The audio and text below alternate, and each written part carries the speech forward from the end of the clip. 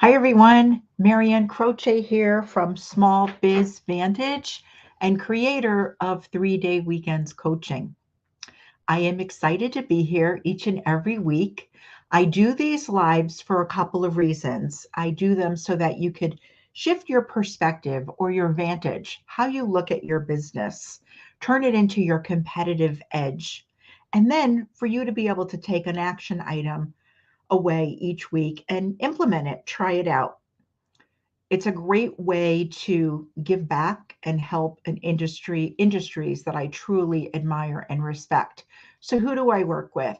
I primarily work with business owners that are either in the automotive or skilled trade industries. These are people that I really do resonate with, and I know they have a lot of grit and drive. But these are people also who have been doing it all. They have a lot on their plate as an owner, as a leader, and they want to stop going, 24/7. They want to take some things off their plate.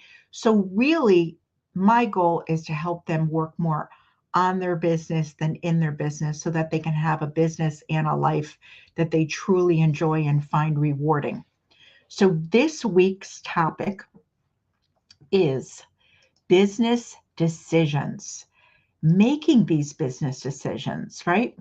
So, this past week was one for a lot of decision making for me personally and professionally. Personally, I had appliances kind of just break on me. The refrigerator, that was a simple fix, and the oven was another one. That one we had to wait for a part, and I could use my oven, but it wouldn't shut off. So I had to keep running downstairs to turn off the breaker. It was kind of comical. I was grateful that it was still working, but both are fixed now. They're working fine. And I had commitments, so I needed, these things to work. I needed the oven to work because I was making big meals and bringing them to others, and I didn't want to let people down. I had a lot of food in the refrigerator. I didn't want it to go bad. So yeah, things happen personally, and we needed to make decisions. But professionally, there are business decisions that need to be made all the time and about the operations, how we operate our business, how we show up. So when you think about it, we had a key employee, key team member who is going to be out for an extended period of time. So we had to make decisions, and these decisions are going to be for the next couple of months. How are we going to manage this? How are we going to handle all of this? And these are major decisions, but there are a couple of different kinds of decisions that you can make when you're making business decisions. So I want to, unpack this and break it down for you. There's short-term decisions, which these are the decisions that are going to affect activities during crisis, a challenge, or situations where time is of the essence, right? This need to be handled right away. So what we want to do is we want to make the best of resources that are available to us. And some of these examples would be like an emergency, or something happened and you had an emergency and you had to decide right away what you were going to do. Example, an extreme example, a fire or an injury, call 911, get help for people. If people need to get out of the building, you get them out of the building, those types of things, which are kind of obvious. But what about if there's a shortage of help one day? Maybe that's not as obvious, or you have equipment issues, or maybe customer service issues. Your customer care representative is having an issue with someone. You have to handle these things. You can't wait, but to, because it's going to affect your business, it's going to make an impact on your business. But how do you make those decisions? And then the other one would be long-term decisions. These are activities, things that you're doing for the long-term success of the business. And these decisions are going to be affecting your operations, your marketing, your sales in your business, the financial part of your business, and also the people. meeting your team, and it could mean your customers, your suppliers, your vendors. So, what I wanted to go over was 4 steps when making business decisions. And I want to just remind you that if you find this valuable, any of these, please share it with a team member that share it, because we can all learn from each other. We can all help another business owner out. So the 4 steps when making business decisions are: consider the end goal.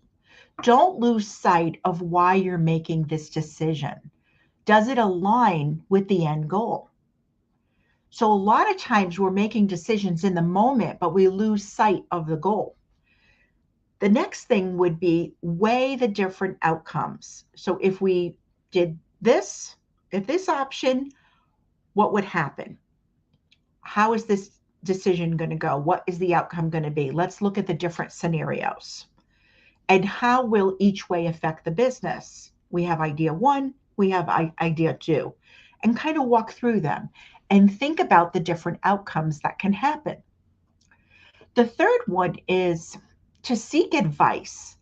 Reach out to a trusted advisor, such as a mentor, a coach, a professional. Maybe it's a decision that you need to make that will affect taxes or a legal, right? So you might want to reach out to your attorney or your accountant, or even a fellow business owner who's been through something similar to what you have to make a decision on. Because whatever decision you have to make, realize that this may not be your area of expertise. So it's fine to reach out for help. And lastly, the 4th step is assess your resources available. How much money, time, people, or skills are required? Is this something that is required by you? Is it something that's going to take more money or less money, more time, less time? Are they skills that you have, or it's something that you might be able to outsource or automate? Or is there someone else that could do it? Is there someone that you can delegate it to? Do you have those people in place, or a service that you use that provides that help? So what I find is that many owners and leaders, they're so caught up in the day-to-day, they make short-term decisions that have a long-term effect on their business. Now, some of these examples could be something like hiring too fast and firing too slow. Desperation, it shows, and it's not a good place to be. When we're desperate to find someone, it is obvious.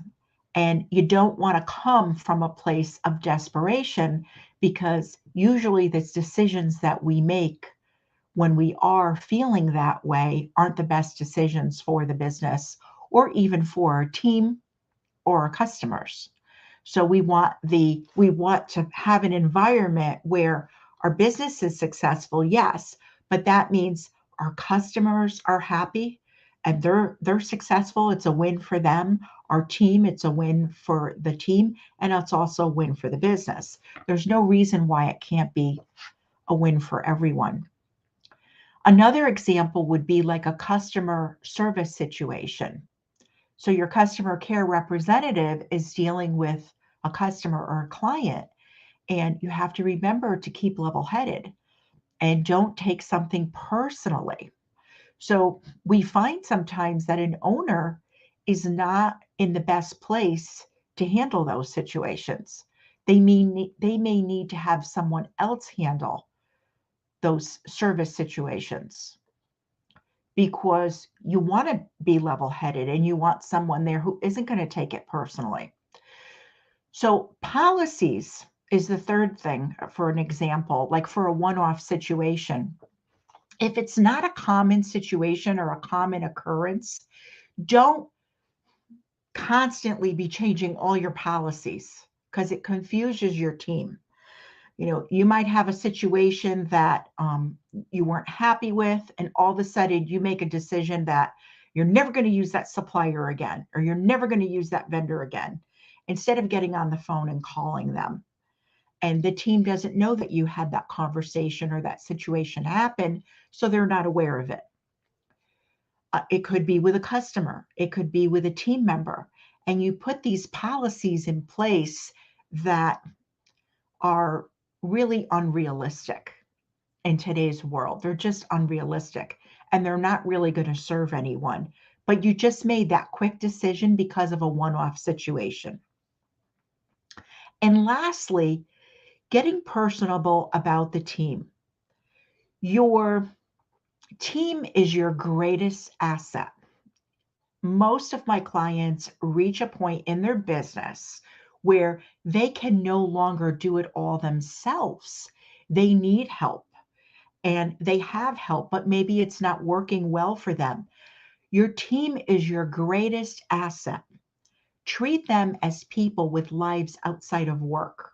And this is what I mean by shifting your perspective in your business. A lot of times, as business owners, we look at our businesses only from our point of view, but we don't look at our business from our team's point of view, from our customers' point of view, their vantage, if you will. And we have to realize that our team, they're people and they have lives outside of work. So we don't want to make quick decisions without thinking them through if it's going to affect your team, it's going to affect the environment. So after speaking with business owners for the last 3 decades, I can tell you that the number one thing that holds owners back is being caught up in the day to day. It will burn you out and it will hinder long term decision making. And the reason why I say this is because I know business owners, great people, they've been in business, 10, 12 years in, but they're still operating their business the same way they did when they started. Everybody needs to go to them. They're doing it all. It's hard to leave if they need to or they want to. An emergency happens and they figure it out, but it's especially hard when they want to. And they've made a lot of sacrifices. The thing is when you're just starting out, of course you're doing it all. And there's a lot of things that you need to learn. But 10, 12 years in, you should be operating your business at a different level. So having more time to work on your business is really key for long-term decision making in a business and a life that are both rewarding and enjoyable. So I'm curious if you wouldn't mind sharing either live or on the replay, what is your best decision-making strategy? What do you find it works best for you? And then I just want to quickly cover before we end this, the difference between the short-term and the long-term business decisions. Short-term is activities during crisis, challenge, situations where time is of the essence. And long-term are the activities for long-term success.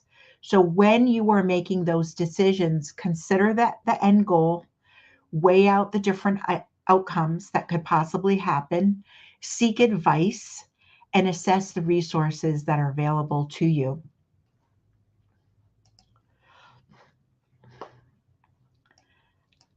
And yeah, I agree. I agree. I agree, Buckaroo Bob. A lot of decisions that we make quickly can really affect our businesses long term. And having a coach is a good thing to help with the big stuff. So thank you so much for being here. And if you're on the replay, share this with a fellow business owner. That's it for this week's Business Leadership in 15 Minutes. And everyone have an enjoyable week.